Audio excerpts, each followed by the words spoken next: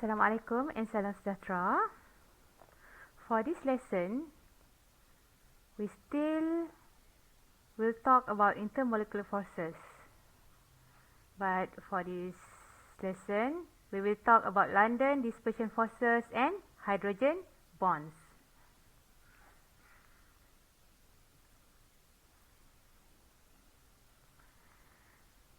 Okay, in London dispersion forces, all atoms and molecules will experience these forces. Okay, and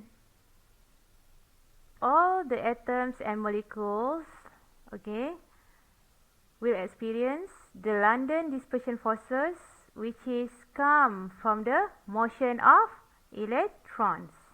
That's why all atoms and molecules will experience these forces.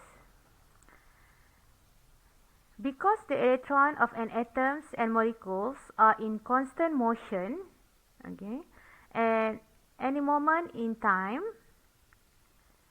an atom or molecule can develop a temporary instantaneous dipole if its electrons are distributed asymmetrically, okay, as you can see in this figure.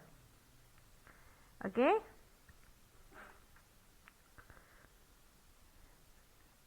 the presence of this dipole can distort the electron of a neighboring atoms or molecules and produce the induced dipole.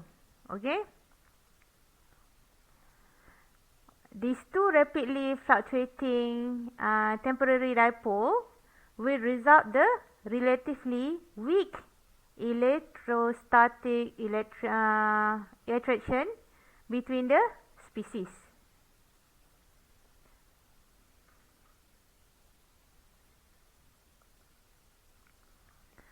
Okay, London dispersion forces generally small with energies in the range of 1 to 10 kilojoule per mole. Okay, and their exact magnitude depend on the ease with which a molecule's electron cloud can be distorted by a nearby electric field. This property we call it polarizability. Okay, the polarizability is the term we use to describe how readily atom can form these instantaneous dipoles that we have looked before. And the polarizability will increase with atomic size. Okay, you can see here, for example,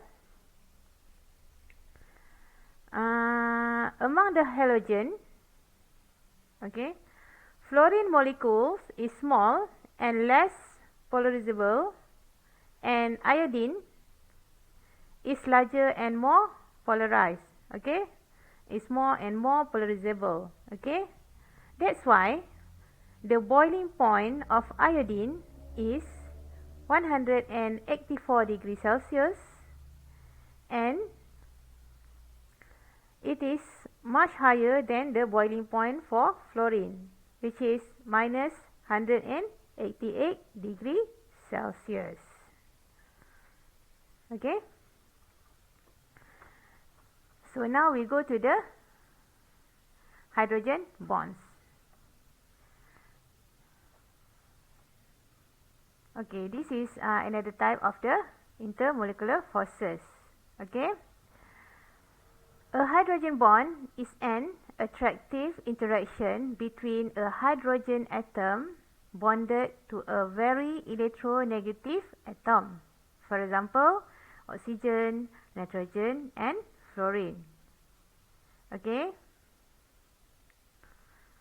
Okay. Hydrogen bond arise because the bond of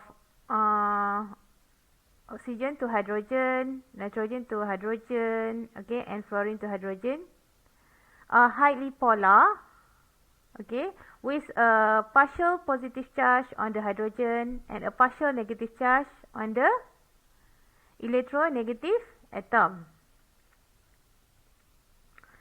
Okay, and the hydrogen atoms has no co-electrons to molecules.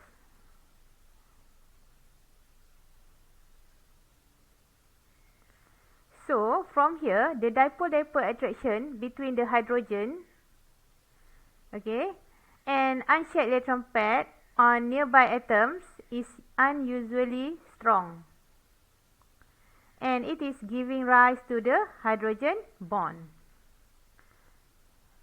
Okay, you can see water in particularly. Okay, as you can see here, this is the molecule of water.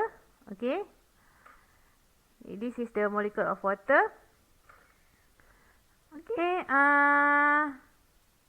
the water is able to form a vast three-dimensional network of the hydrogen bond because each of the water molecule or H2O molecules has 2 hydrogen and 2 electron pairs. Okay, so hydrogen bonds can be quite strong with energies up to 40 kilojoule per mole. Okay, so from here you know the intermolecular forces. That is, the one is ion dipole forces, dipole-dipole forces, London dispersion forces, and the hydrogen bonds.